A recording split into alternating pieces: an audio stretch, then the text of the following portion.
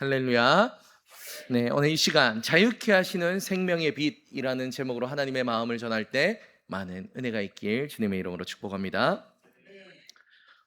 미국의 오클라호마 주립대에서 한 연구팀이 연구를 하는데요. 재미있는 연구를 하나 하게 됩니다. 이 동물의 지능의 한계가 어디까지인가 이걸 알아보기 위해서 15살이 된 이 침팬지에게 이 수화를 가르치는 거예요. 손으로 말하는 방법이죠. 수화를 가르치는 거예요. 불가능할까라고 모두가 예상을 했지만 이 엄청난 노력 끝에 무려 140개에 달하는 단어를 이 침팬지에게 가르치는 것을 성공을 하게 되죠. 그리고 이어서 이 침팬지가 이 140개의 단어를 서로 조합해서 자신의 마음을 표현할 수 있는 데까지 가르치는 것도 성공하게 되는 겁니다. 아주 놀라운 사건이 벌어지게 되죠. 자, 그리고 대망의 날이 찾아옵니다. 사람들은 도대체 이 침팬지가 우리에게 무슨 말을 할까? 이 동물들은 무슨 생각을 하고 살아갈까? 그들에게 마음이 있긴 한가일까? 여러 가지 고민을 가지고 이 대망의 날이 찾아왔어요. 어떻게 하면 좋을까? 자, 그리고 나서 침팬지에게 말을 거는데 그 첫 번째 말이, 침팬지가 건넨 말이 아주 충격적이었어요. 침팬지가 했던 말은 바로 Let me out. 나를 놓아달라. 자유롭게 해달라라는 거였어요. 이것이 침팬지가 꺼낸 가장 첫 번째 말이라는 겁니다. 그렇죠. 자유라는 것은 그런 겁니다. 짐승이라 할지라도 이 자유가 이토록 중요하다라는 거. 근데 하물며 이 사람인 우리에게 있어서 자유는 얼마나 중요한 거겠습니까? 미국의 정치가이자 독립운동가였던 이 패트릭 헨리가 말했던 유명한 명언이지 않습니까? 자유가 아니면 죽음을 달라. 이 말은요, 결코 과장이 아닌 거예요. 자유가 없는 인생은 죽음보다도 못할 수 있다는 거 우리 모두가 동의하는 걸 겁니다. 그러니 어떻습니까? 우리는 작은 자유라도 한계를 잃어버리면 참 힘들죠. 지난 코로나의 시간 동안 우리는요, 예배의 자유를 잃어버렸을 때 얼마나 사람이 비참해질 수 있는지를 경험해 봤지 않습니까? 저는 올해 초까지 이 기침이 너무 심해서 목소리의 자유를 잃어보니까요, 야, 그제서야 말을 자유롭게 하는 것도 얼마나 좋은 은혜인가 깨닫게 되더라고요. 이처럼 자유는 우리에게 참 중요한 것이죠. 그런데 오늘 본문에는요, 이런 육신적인 자유를 뛰어넘어 우리의 모든 영혼의 자유, 나아가 죄로부터의 영원한 자유를 선포하시는 예수 그리스도의 가르침이 기록되어 있습니다. 부디 오늘 선포되는 말씀을 통해서 이와 같은 자유를 누리는 은혜가 있길 주님의 이름으로 축복합니다. 오늘 우리가 본문으로 바라보는 이 요한복음 8장 12절 이후의 내용은요, 이 가늠한 여인, 우리가 지난주에 나눴던 가늠한 여인 이후의 사건을 말하고 있죠. 우리가 읽고 있는 성경을 보면 12절부터 이 30절 이후까지의 내용에 총 3단계에 걸쳐서 가르침이 나눠져 있다는 걸 보게 되는데, 이건 사실요, 우리들의 이해를 돕기 위해서 임의적으로 나누는 것이지 이것은 하나의 이야기입니다. 예수님께서 단 하나를 이야기를 하고 있다는 거죠. 예수님은요, 무리들을 향해 이 말씀을 통해서 뭐라 얘기를 하시냐면 자신을 빛이라, 그리고 진리라고 소개를 하십니다.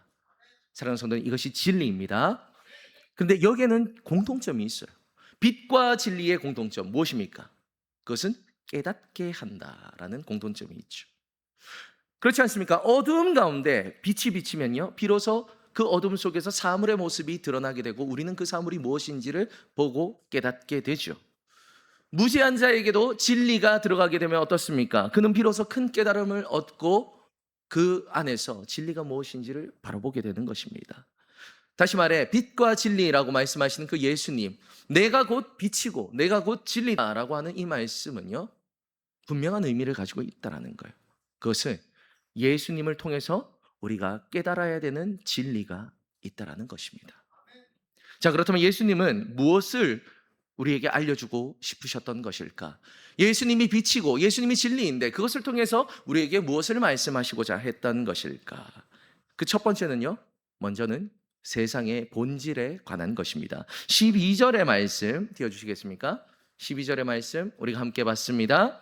예수님께서 또 말씀하여 이르시되 나는 세상의 빛이니 나를 따르는 자는 어둠에 다니지 아니하고 생명의 빛을 얻으리라. 아멘. 그렇습니다. 이것은 우리가 요한복음 6장에서 잠깐 나누었던 나는 세상의 떡이라 라고 말했던 그 에고 에이미의 두 번째 선언입니다. 나는 세상의 빛이라. 그리고 이 말씀은 역설적으로 무엇입니까? 이 세상은 어둠이라는 사실을 드러내는 것이죠. 그렇습니다. 우리가 흔히 하는 오해 가운데 하나가 무엇입니까? 이 세상은 어둠인데 이 세상이 빛이라고 착각하는 그 오해. 우리가 삶을 살아가는 가운데 너무나 많이 당하고 있지 않습니까? 세상을 빛으로 착각하더라는 거예요. 하지만 아닙니다. 성경이 계속해서 증언하는 건요. 빛이 어둠에 빛이 돼 어둠이 깨닫지 못하더니 곧 빛이 세상에 왔을 때 사람이 자기 행위가 악함으로 빛보다 어둠을 더 사랑한 것이다. 아멘. 이처럼 성경이 계속 증언하는 것은 세상은 빛이 아니라 어둠이라는 것입니다. 세상의 본질은 빛이 아니라 어둠이더라는 거예요. 제가 거듭해서 강조하는 이유가 있습니다. 아무리 이렇게 강조를 해도 우리는요 자꾸 착각을 하는 거예요. 세상이 빛이라고, 세상은 즐거움이라고, 세상은 기쁨이라고, 세상은 누릴 만한 곳이라고. 나아가 우리가 죄성이 있다 보니 어떻습니까? 이 세상의 어두움의 유혹을 받고 그 세상의 죄성의 유혹을 받아서 자꾸 세상에 마치 자석에 철이 끌리듯이 끌려가는 거예요. 하나님의 말씀을 즐거워해야 되는데 오히려 세상을 즐거워하면서 계속해서 끌려가는 겁니다. 요한복음은요 이 사실을 계속 드러내는 겁니다. 바로 어둠에 갇힌 우리들의 이 무지함을 드러내는 거예요. 어둠에 살면서 왜 어둠이라는 것을 모르느냐? 이 무지를 깨트려야 된다는 거예요. 그 무지를 벗어나야 된다는 겁니다. 요한복음을 보십시오. 계속해서 이 말을 합니다. 가나 혼인잔치. 엄청난 기적이 일어났는데 사람들은 이 물이 어디서 왔는지 알지 못하더라. 니고데모의 그 대화 속에서 이 바람, 성령님의 바람이 오고 가는 것을 알지 못하더라.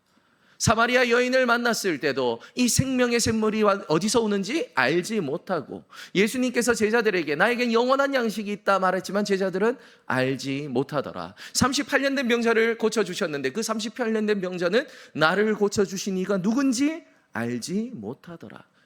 요한복음은요 계속해서 이 얘기를 하는 거예요. 알지 못한다, 알지 못한다. 어둠에 빠진 우리들의 한계를 드러내고 있는 거예요. 제가 예전에요 참 흥미롭게 인상 깊게 봤던 이 영화가 한 편이 있는데 보신 분들도 계실 거예요.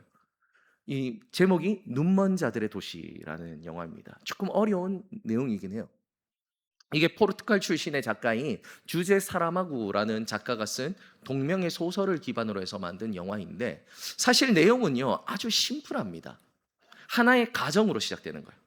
세상에 있는 모든 사람들이 눈에 빛을 잃어서 앞을 보지 못하고 단 한 사람만 앞을 볼 수 있다면 어떤 일이 벌어질까? 바로 이 주제로 이 모든 영화가 진행이 되는 거죠. 자, 성도님 한번 상상해 보십시오. 아무도 보지 못하는 거예요. 우리가 이 시간 한순간에 모두가 다 같이 시력을 잃어버리는 거예요. 앞이 보이지 않는 거예요.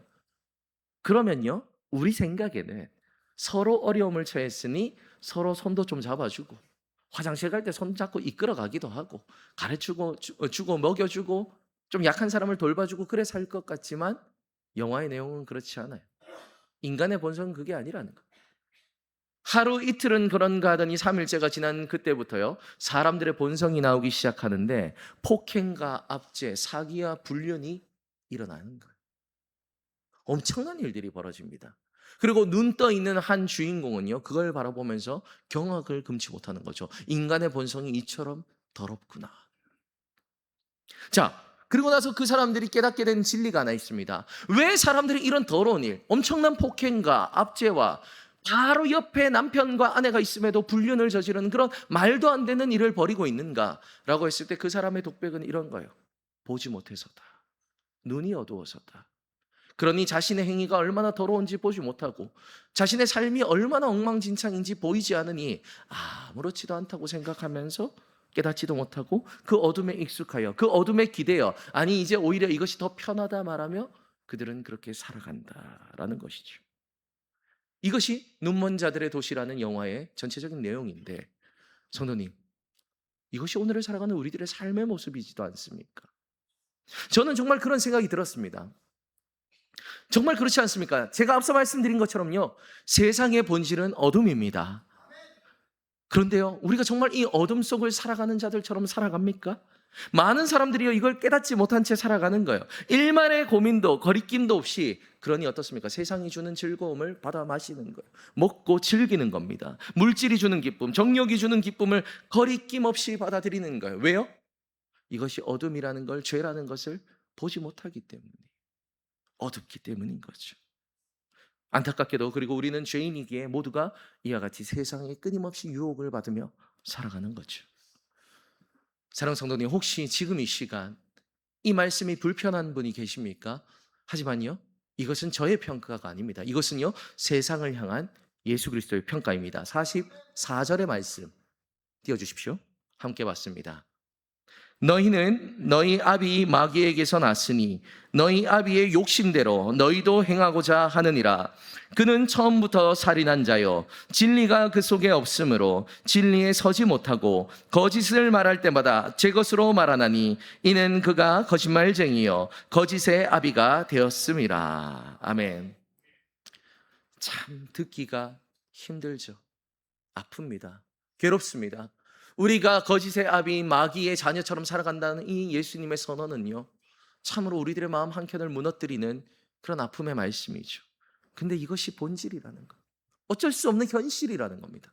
에덴 동산에서 죄가 들어온 바로 그 시점부터 인류는 타락했고 만물은 부패하기 시작했습니다. 그러니요, 우리도요 여전히 세상을, 우리가 그리스도인이라 앉아있지만 우리 마음속엔 여전히 세상을 사랑하는 마음이 있다라는 거예요.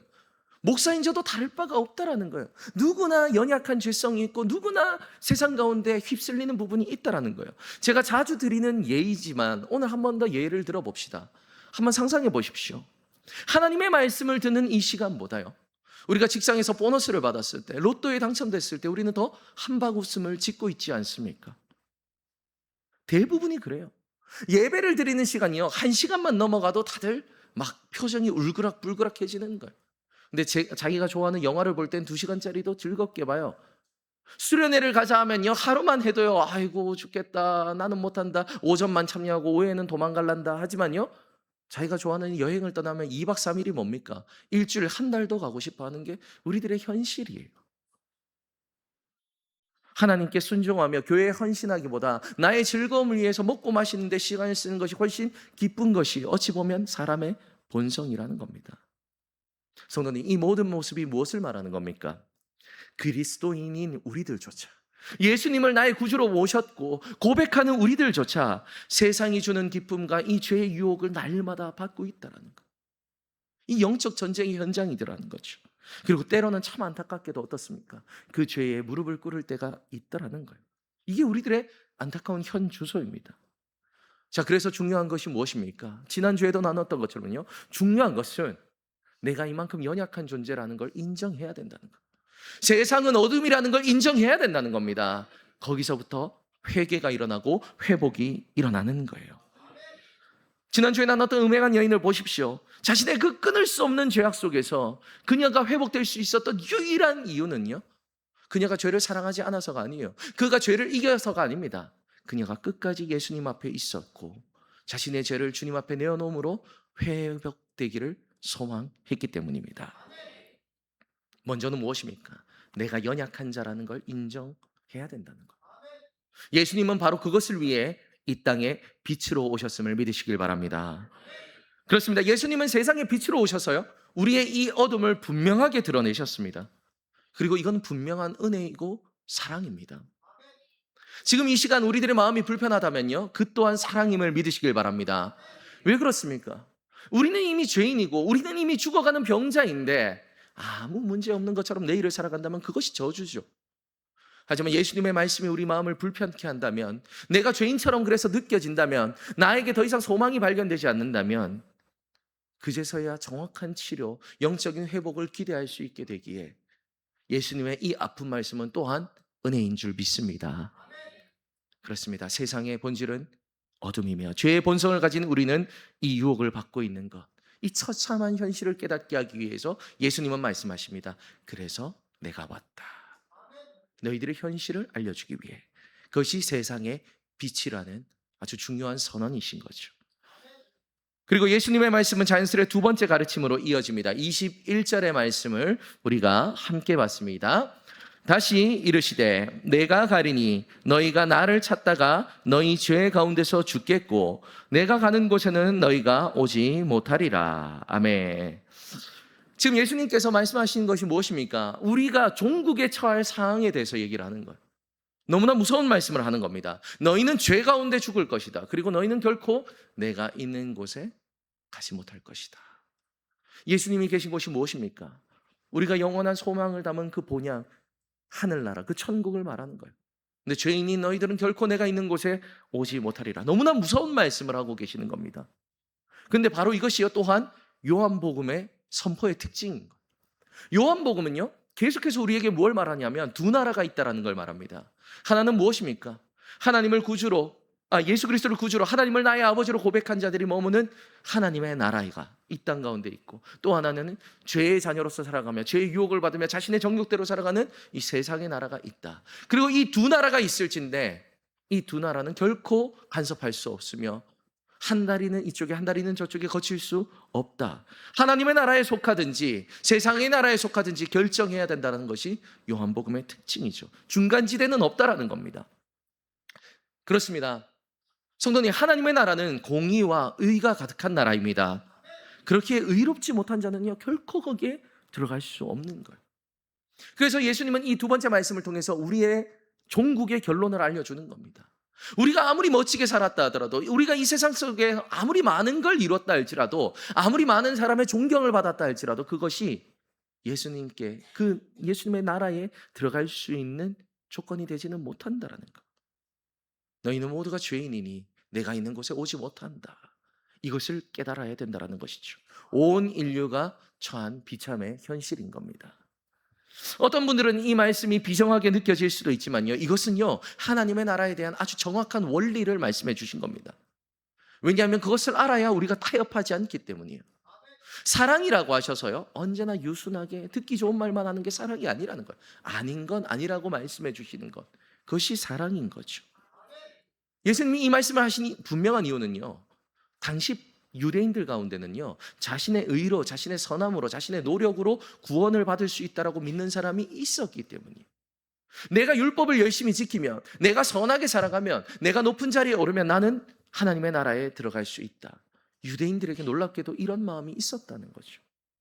아니죠. 율법은 죄를 깨닫게 할 뿐입니다. 그래서 오히려 그 율법을 우리가 시행하면 할수록 우리는 무엇입니까? 나의 연약함을 깨닫고 왕 대신 예수 그리스도를 붙잡는 대로 나아가는, 그것이 율법의 선생된 목적인 겁니다.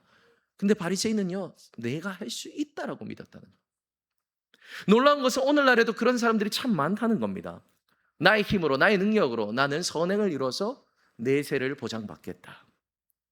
불교나 힌두교, 이슬람이나 하물며 하나님을 믿는다라고 자기들은 주장하는 가톨릭이라 할지라도 뭐라고 얘기를 합니까? 예수님을 믿는 믿음으로 구원받는 것이 아니라 인간의 선행으로 구원을 받을 수 있다라고 이야기를 하죠. 오늘은 이단 경계주일입니다. 이단들의 대표적인 가르침이 무엇입니까? 교주인 나의 말을 믿으라는 거예요. 그러면 내가 너희들을 천국에 넣어주겠다. 인간의 힘을 말하는 겁니다. 얼마 전 교회로요 책이 왔어요. 책을 참 좋아하기에 이따만큼 두꺼운 책이 왔길래 이게 웬 횡재냐, 보통 이렇게 한 2, 3만 원 하잖아요. 이 돈 벌었다 싶어서 탁 펼쳐봤는데 제목을 보자마자 제가 바로 쓰레기통으로 던졌습니다. 그 제목이 뭐냐면 이런 겁니다. 사람이 하나님이 되는 것이 진짜 복음이다. 기독교 목사가 쓴 책이에요. 우리 기독교 복음, 이 신앙의 정점이 뭐냐면 우리가 믿음으로 나아가서 결국 예수 그리스도라는 완전한 그 원형에 도달해서 우리도 하나님이 되는 것, 그것이 복음의 본질이다라고 책을, 그 시간이 너무 아깝지 않습니까? 400페이지에 달하는 책을, 그 책을 쓴 거예요. 명백한 이단이죠. 이외에도 많은 철학자들이나 사상가들이나 도덕적인 사람이나 정치가들 말하는 것이 무엇입니까? 착하게 살아라, 선하게 살아라. 그리고 하물며 그걸로 우리를 유혹하기도 합니다. 야, 주일날 좀 교회 안 나가도 돼, 11조 안 해도 돼, 좀 마음대로 살아도 돼, 선하게만, 착하게만, 도덕적으로만 살면, 야, 니들이 그렇게 말하는 하나님께서 네가 그렇게 착한데 구원 안 해주시겠냐? 아닙니다. 오해하지 마십시오. 구원은 오직 예수 그리스도를 믿음으로 말미암아 이루어지는 것입니다. 할렐루야. 우리의 어떠함으로 이루어지는 것이 아니라는 거예요. 내가 세상 속에서 어떤 길을 걸어갔는지 그것이 중요한 게 아니라는 거예요. 우리의 길이 예수 그리스도의 길 위에 서 있는가. 종국에는 우린 그것 하나로 결정된다는 겁니다. 근데 놀라운 것은 많은 그리스도인들이 여기에 유혹을 받는다라는 거예요. 나의 힘으로, 나의 의지로 내가 좀 착하게 살아가면 하나님께서 좋게 봐주시지 않을까. 내가 예배는 좀 무너져 있지만, 내가 삶은 좀 무너져 있고 신앙은 좀 무너져 있지만, 내가 그래도 부모님도 공경했고 직장에서도 열심히 살았는데, 사람들에게 칭찬도 많이 받았고 상도 많이 받았는데 다 의미 없습니다. 헛된 거예요. 마지막 그 심판의 불이 임할 때 잿더미처럼 사라져버리는 거예요. 그것이 바로 이 세상의 부요함이라는 거죠. 그런데 그런 사람들이 가지는 것이 무엇입니까? 그게 교만인 거예요. 말씀 위에 자신의 의를 두는 교만입니다. 그런 사람은요, 참 안타깝게도요, 제가 아무리 이렇게 목숨을 다해서 정말 저는 말씀을, 이게 오늘이 마지막이라 생각을 하고 늘 말씀을 준비합니다. 오늘도 아내랑 오면서 그 이야기를 했어요. 운전하고 오면서, 여보, 오늘 오전 예배가 딱 끝나자마자 마라나타 주 예수님 오시면 정말 멋지겠다. 진짜 그런 마음으로 와요. 우리 성도님 한 분이라도 더 예수님께 붙들렸으면 좋겠다. 그러면서 말씀을 준비해 오지만요, 내 의가 가득한 사람, 교만이 가득한 사람, 아유, 목사님 저렇게 말하지만 뭐 굳이 그렇게 하면 되겠어. 세상도 살아야지, 돈도 즐겨야지. 하나님은 사랑이신데 라는 사람에게는 이 말씀이 절대로 들어가지 않는 거예요. 그러면서 얘기를 합니다. 믿음만 가지면 뭐해? 착하게 살아야지. 믿음만 가지면 뭐해? 세상에서 성공해야지. 이걸 성경은 교만이라고 말해요. 그리고 서로에게 손가락질을 하죠. 이런 자들은 내가 낫니 네가 낫니. 기억하십시오. 하나님 앞에서 우리는 모두 죄인입니다. 제가 목사라 할지라도 이 목사의 직분이 저를 더 의롭게 만들어주지 않는다는 거예요. 성도님이나 저나 똑같은 죄인입니다. 하나님의 은혜가 필요하고 예수 그리스도의 보혈이 필요한 우리는 동일한 죄인인 거예요. 온 인류가 처한 비참한 현실을 알아야 되는 겁니다. 자, 얼마나 비참합니까? 얼마나 좌절스럽습니까? 우리가 앞으로 어떻게 걸어갈지 그 힘이 있습니까? 없죠. 근데 감사한 것은요, 예수님이 말씀이 여기서 멈추지 않는다는 거예요. 31절과 32절의 말씀을 우리가 함께 봤습니다. 그러므로 예수님께서 자기를 믿는 유대인들에게 이르시되 너희가 내 말에 거하면 참으로 내 제자가 되고 진리를 알지니 진리가 너희를 자유롭게 하리라. 할렐루야, 할렐루야. 예수님이 뭐라고 말씀하십니까? 예수님께서 자기를 믿는 유대인들에게, 모든 유대인들에게 말한 게 아니에요. 나를 믿는 유대인들에게 너희가 어디에 거하면, 내 말에 거하면 참으로 내 제자가 될지니. 다시 말해 무엇입니까? 예수님의 말씀대로 살아가면 내 제자가 될지니, 그러면 진리가 너희를 자유롭게 하리라. 할렐루야. 이것이 우리를 향한 예수님의 사랑임을 믿으시길 바랍니다. 그렇습니다. 우리는 어둠 속을 살아갑니다. 그것이 우리의 본질이었어요. 사망의 자녀라는 것이 우리들의 종착역이었다라는 겁니다. 그런데 영원히 죽음 아래에 머물며 하나님 나라에 도달할 수 없는 이 비참한 현실 가운데 예수님이 생명의 빛으로 우리를 찾아오셨습니다. 그리하여 그분은 십자가의 죽으심으로 그 보혈로서 우리의 죄가 씻기고 주님의 죽으심으로 말미암아 우리는 구원을 얻게 된 것입니다. 그리고 그분의 부활하심으로 말미암아 새 생명의 열매가 우리에게 소망을 품게 하셨습니다. 바로 이것이 우리의 본문을 통해서 예수님께서 우리에게 부어주신 죄로부터의 자유, 참된 자유, 생명의 자유임을 믿습니다. 예수님은 보혈로서 우리를 죄로부터 자유케 하신 겁니다. 악한 권세로부터 영원한 해방을 선포하셨다는 걸 믿으시길 바랍니다. 사랑하는 성도님, 이 사실을 믿으십니까? 사랑하는 성도님, 이 사실을 믿으십니까? 예수님이 우리를 자유케 하심을 믿으십니까? 그렇습니다. 우리는 그런 자였다는 거예요. 어둠의 자녀였어요. 하지만 영접하는 자, 곧 그의 이름을 믿는 자들에게는 하나님의 자녀가 되는 권세를 주셨습니다. 그것은 혈통으로나 육정으로나 사람의 뜻으로 나는 것이 아니라 하나님께로부터 난 자들이며, 그런즉 그리스도 안에 있으면 모든 것이 새롭게 되어 보라 이전 것은 지나갔으니 새 것이 되었도다. 할렐루야. 이것이 우리가 누리는 은혜인 것입니다. 예수 그리스도를 구주로 영접하십시오. 예수님의 말씀 안에 거하십시오. 그러면 우리는 자유를 누리게 되는 것입니다. 참 안타까운 것은 무엇입니까? 그럼에도 불구하고 우리는 여전히 죄 안에, 죄의 관습대로 살아가는 자들이 남아있다라는 거예요. 제가 예전에 이런 글을 읽어보았습니다. 미국에 이 토착민이죠, 인디언들이 여는 우리나라로 치면 이 오일장과도 같은 그 장터가 있더라고요. 그 장터에 한 사람이 가보았는데 참 많은 물품들이 나와 있어서 그걸 돌아보고 있는데 이 작가의 시선을 끄는 하나를 보게 됩니다. 그게 바로 뭐냐면 쇠막대기가 하나 꽂혀 있고요. 거기에 수십 개의 줄이 묶여 있는데 그 줄 끝에는 이 메추라기들의 발이 묶여 있어서 이 메추라기들을 파는데 이 수십 마리 메추라기가 날지를 못하고 쇠막대 주위를 뱅글뱅글뱅글 돌면서 군집을 이루고 있는 모습을 보는 거예요. 너무 마음이 안타까워서 가서 얘기를 하고 돈을 주고 이거 다 살려면 얼마입니까? 얼마입니다. 돈을 주면서 이거 다 잘라서 빨리 좀 자유를 주십시오. 라고 얘기를 하자 그 사람은 이상하게 여기며 아니 기껏 사놓고 이걸 뭐 다 풀어주라니 알겠습니다. 돈을 줬으니 그렇게 하죠. 줄을 다 끊어줬어요. 그런데 그때 참 놀라운 광경이 뭐냐면 줄이 다 끊어졌는데 이 메추라기는 여전히 그 자리를 뱅글뱅글뱅글 돌고 있는 거예요. 그래서 이걸 산 사람이 너무 안타까워서 끼어들어서 막 손을 휘젓습니다. 너희들은 자유라고 빨리 떠나가라고. 그러자 싹 흩어졌다가 다시 모여들어서 쇠막대기를 또 뱅글뱅글뱅글 돌고 있는 거예요. 성도님, 그리스도인들 가운데 이렇게 살아가는 자들이 있다라는 거예요. 예수님은 그 보혈로 우리들의 죄의 사슬을 끊어주셨습니다. 우리는 죄로부터, 그래서 예수님을 나의 구주로 고백한다면 죄로부터 자유한 존재임을 믿으시길 바랍니다. 그런데 여전히 이 은혜를 깨닫지 못한 채 죄의 주변을 뺑글뺑글뺑글 돌면서 여전히 옛 관습대로 살아가는 자들이 있다라는 거예요. 돈의 논리에 갇혀서, 힘의 논리에 갇혀서 세상이 주는 즐거움을 벗어나지 못한 채 이름은 그리스도인이라 하는데 세상 속에서 돈이 주는 즐거움을 뺑글뺑글뺑글 돌고 사람이 주는 즐거움에 뺑글뺑글뺑글 돌고 내가 누리는 그 즐거움에 뺑글뺑글뺑글 돌면서 그렇게 때로는 지쳐서 쓰러지는 자들이 있다라는 거예요. 이 문제에 대해서 예수님은 이런 말씀을 하시죠. 47절의 말씀을 함께 봤습니다. 하나님께 속한 자는 하나님의 말씀을 듣나니 너희가 듣지 아니하냐면 하나님께 속하지 아니하였기 때문이다. 아멘. 무슨 말입니까? 영접한 자, 예수님을 나의 구주로 믿는 자의 특징은 하나님의 말씀 안에 거하였다라는 거예요.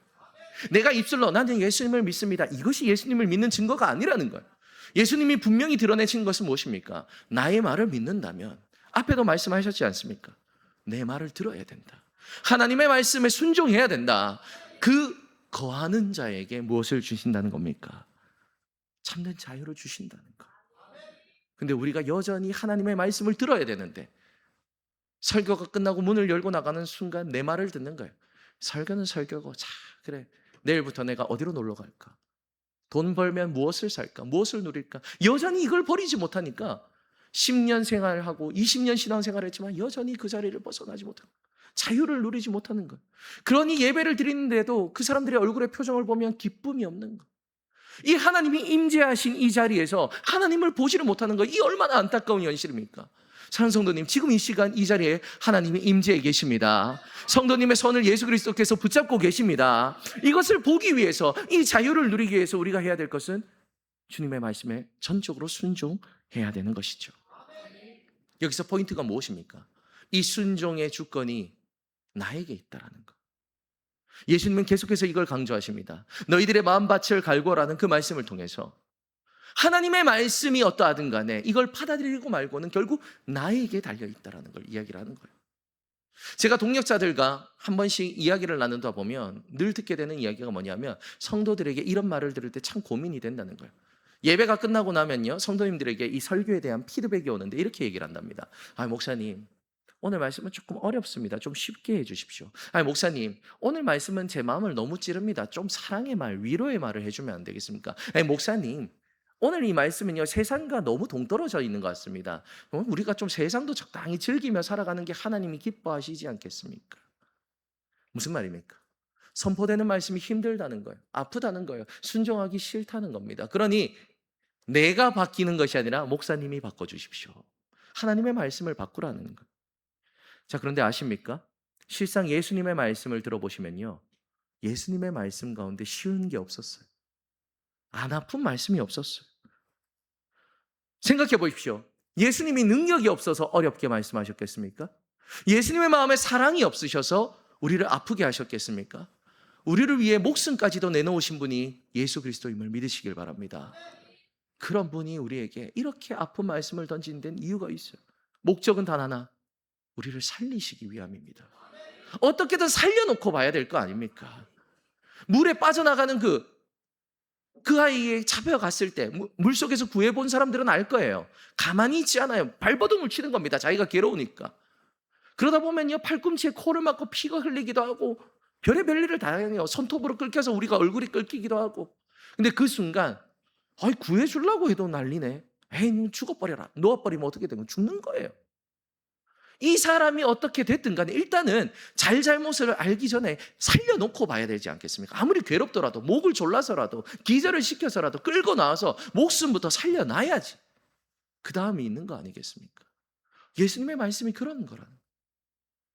적당히 타협해서는 생명이 없다는 겁니다. 우리는 그걸 원하지만요, 거기에는 진리가 없다라는 거예요. 적당히 돈도 좀 누리고, 적당히 사람도 좀 누리고, 적당히 세상 누리고, 예배도 그냥 주일에 딱 한 번만 드리고, 아무 예배도 안 드리고 평생 그렇게 살아가도 구원을, 거기에는 희망이 없다는 거. 결국 그것은 하나님을 사랑하는 것이 아니라 나를 사랑하는 길이기 때문입니다. 그래서 우리는 이와 같은 본성과 싸워야 되는 거예요. 성도님, 그것을 무엇이라 말합니까? 신앙생활이라 말하는 거예요. 우리가 말하는 신앙생활이란요, 성경 몇 장 읽고 기도 몇 번 하고 주일에 예배 한 번 드리는 것이 아니에요. 철저히 나의 본성과 싸우는 것. 내 생각과 맞지 않더라도 주님의 말씀이니 이것은 진리라 믿겠습니다. 순종하는 거예요. 몸부림을 치는 겁니다. 나의 정욕과 싸워내는 겁니다. 왜냐하면 그것이 우리들의 유일한 살 길이기 때문인 거죠. 아무리 아프더라도, 아무리 어렵더라도 그렇게 나아오시면 그에게는 참된 진리가 있을 줄 믿습니다. 오늘 본문의 말씀은요, 예수님 그 음행한 여인 이후에 기록된 예수님의 말씀입니다. 자, 보십시오. 가늠한 여인 어떤 인생이었습니까? 하루하루가 어둠이었어. 그 음행, 그 죄악에 눌리는 그 짓눌리는 중압감에 매일같이 눈물을 흘렸을 겁니다. 좀 남들처럼 아름답게 살아가고 싶은데, 멋지게 살아가고 싶은데 자신을 짓누르는 그 죄로 말미암아서 몸부림을 치는 게 그 음행한 여인의 삶이었죠. 왜 그렇습니까? 왜 그걸 벗어나지 못했습니까? 그녀에게 빛이 없었기 때문이에요. 자신을 비춰줄 빛이 없었기 때문입니다. 정욕에 그래서 이끌려 살았던 거예요. 그런데 그런 그녀에 예수님이 빛으로 오셨습니다. 그러자 그녀는 선택을 합니다. 나는 이제 주 안에서 살리라. 주를 떠나지 않으리라. 말씀 안에 거하리라. 그러자 예수님은 말씀하십니다. 나도 너를 정죄하지 않겠다. 이제 너는 가서 두 번 다시 죄를 짓지 말아라. 예수님은 그녀의 마음속에 어둠을 몰아내시고 참된 자유와 생명을 부어주셨습니다. 사랑하는 성도님, 이것이 복음입니다. 그리고 이것이 가늠한 여인이 누린 은혜이며 우리가 누린 은혜인 줄 믿습니다. 우리도 가늠한 여인과 똑같은 인생이에요. 더 나은 인생은 없다는 거예요. 세상 속에서 몸부림칠 때 기억하십시오. 예수님은 순간순간마다 우리를 찾아오십니다. 빛으로 진리로 찾아오셔서 우리들의 마음을 두드리실 겁니다. 그 길을 돌이켜라. 거기에는 생명이 없다. 내가 도와주겠다. 내가 있는 곳에는 참된 평안과 안식이 있으니 내가 많은 명예는 쉽고 가벼우니 나에게 와서 너의 모든 짐을 내어놓아라. 내가 너를 쉬게 하리라. 이 말씀에 순종하십시오. 그때 회복이 일어나는 것입니다. 너는 어둠에서 일어나 생명의 빛인 나에게 나오라. 그러면 내가 너희를 자유케 하리라. 할렐루야. 부디 바라는 것은 이 말씀이 일평생 영혼에 각인되는 은혜가 있기를 소망합니다. 그리하여서 오늘 하루, 이번 한 주가 아니라 일평생 세상이 아니라 주님을 붙잡으며 주님 안에서 믿음으로 승리하는 그런 우리 남신교회가 되길 주님의 이름으로 축복합니다. 다 함께 기도하시겠습니다.